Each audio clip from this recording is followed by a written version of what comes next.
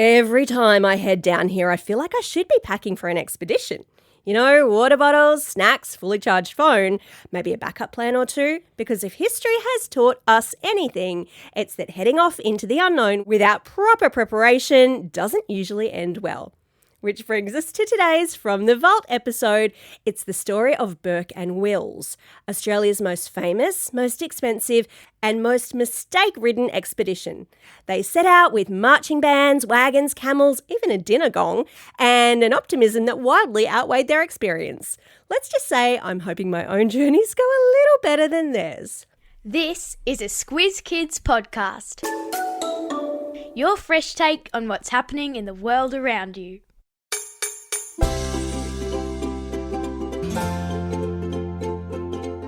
It was the most expensive, tragic, mistake-riddled expedition in Australian history, and for some reason, it's better known than any other. This is your Squiz Kids shortcut to Burke and Wills, the podcast where we dive into the who, what, when, where, why, and how of the big news stories. I'm Amanda Bauer. And I'm Bryce Corbett. 161 years ago this month, two of Australia's most famous explorers died of malnutrition, exhaustion, and possibly poisoning. Robert O'Hara Burke and William John Wills, whom we remember just as Burke and Wills, were the first white people to travel from the south to the north of Australia. But they never made it back again. Today, we'll take you through who Burke and Wills were, what went wrong on their expedition, and why they are so famous.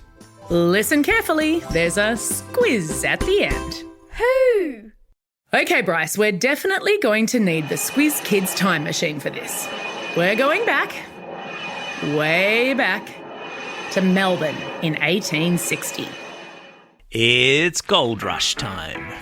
And Melbourne has become the richest city in Australia, thanks to the gold. It's grown quickly and has a population of around 140,000.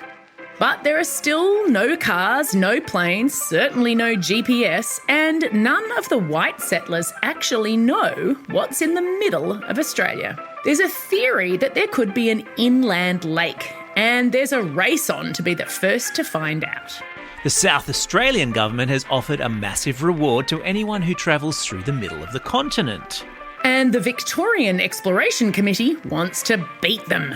They raise a huge amount of money to send Australia's most expensive expedition north from Melbourne, heading to the Gulf of Carpentaria. I'll put a link in your episode notes to show the route. Now, once they had the money, they needed a crew.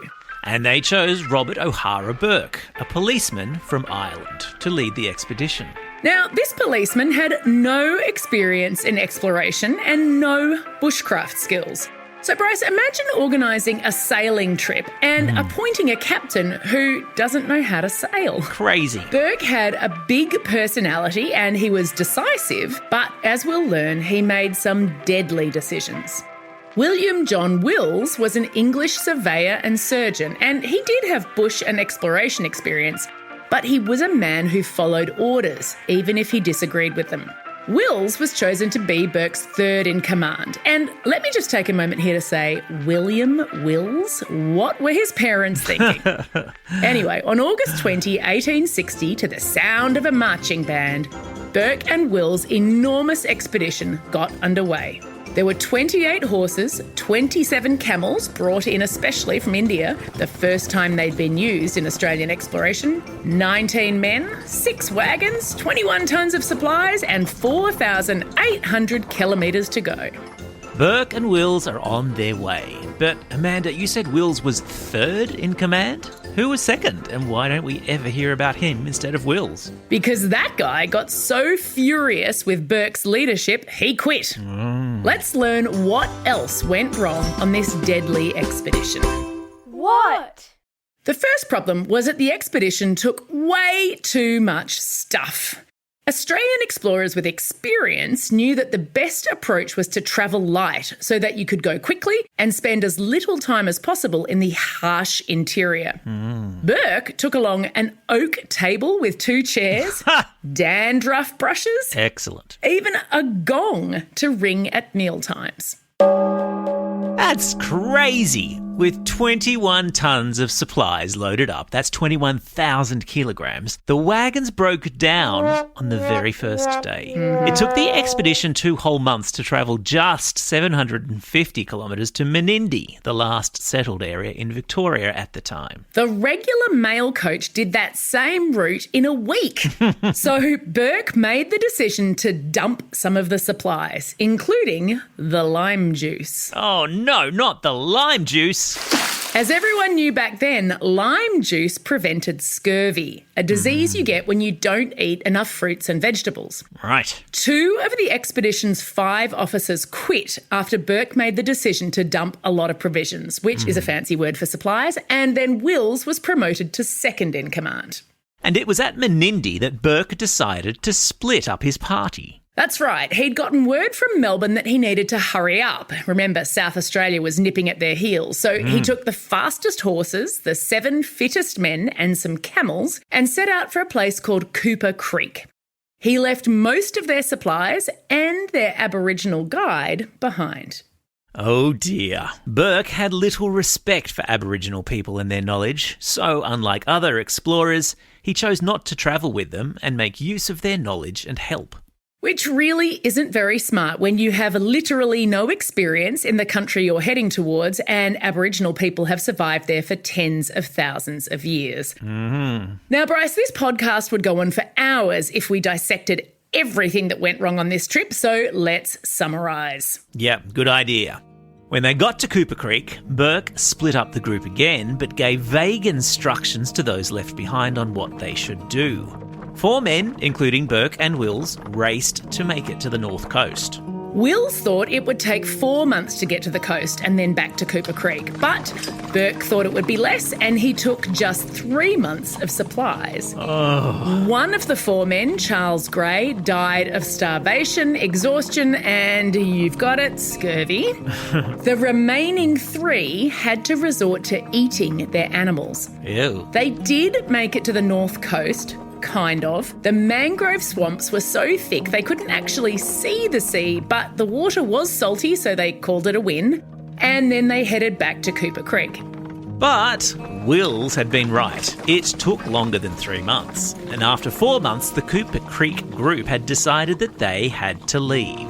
So they buried supplies under a tree and scratched dig into the tree so that if Burke's group was still alive, they would hopefully find them. Tragically, Burke, Wills and John King arrived just 7 hours after those men had left. No way. They dug up the supplies and then for some reason, Burke decided that instead of heading back on the track to Menindee, where rescuers would have found them, they'd go a different way that he thought was faster. Crazy man. Wills disagreed, but, he always followed orders. So when the rescuers came looking, Burke, Wills and King were only about 40 k's away, but not on any track that the rescuers thought they would have gone on. And that shortcut Burke had taken them on was no good. What a surprise. They were starving, they were exhausted, and they had to turn back around again. The indigenous Yandrawanda people had been helping them find food and water, but Burke, in his wisdom, fired his guns over their heads, and not surprisingly,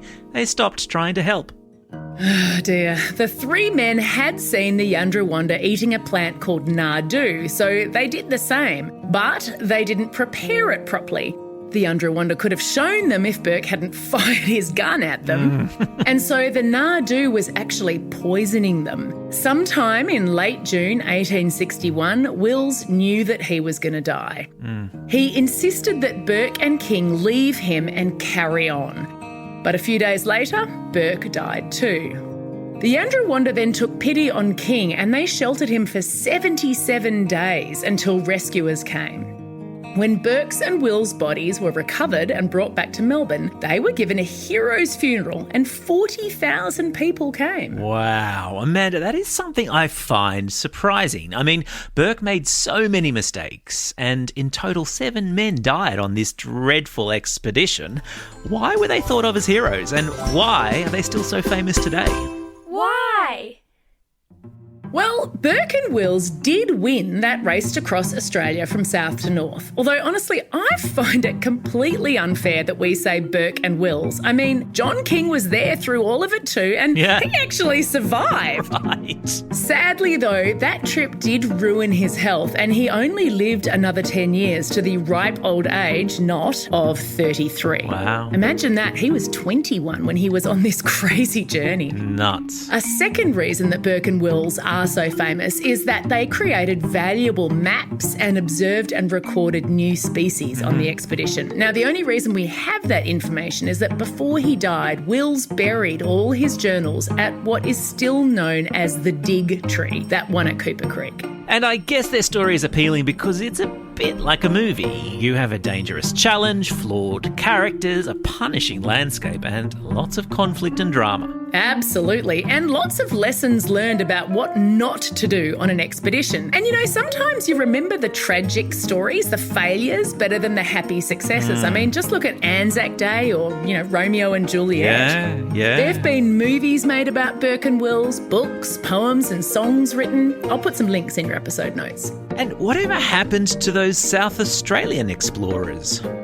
Well, they weren't the first to reach the north, but John McDouall Stuart's expedition was the first to go from south to north and make it back again, and with absolutely no loss of life, thanks to McDouall Stuart's experience. Right. It does seem crazy that Burke and Wills are a household name, but that McDouall Stuart far less so, even though he is known as Australia's greatest inland explorer. Wow. Let's right that wrong, bros. I've put a link in your episode notes to more information about him. I can feel another shortcut about him coming along. I think you might be right. Time for the Squiz. This is the part of the podcast where you get to test how well you've been listening. Question number 1. What job did Robert O'Hara Burke have before he was picked to lead the ill-fated expedition? Yeah, that's right, he was a policeman. Question number 2. What crucial supply did Burke dump, causing disease later?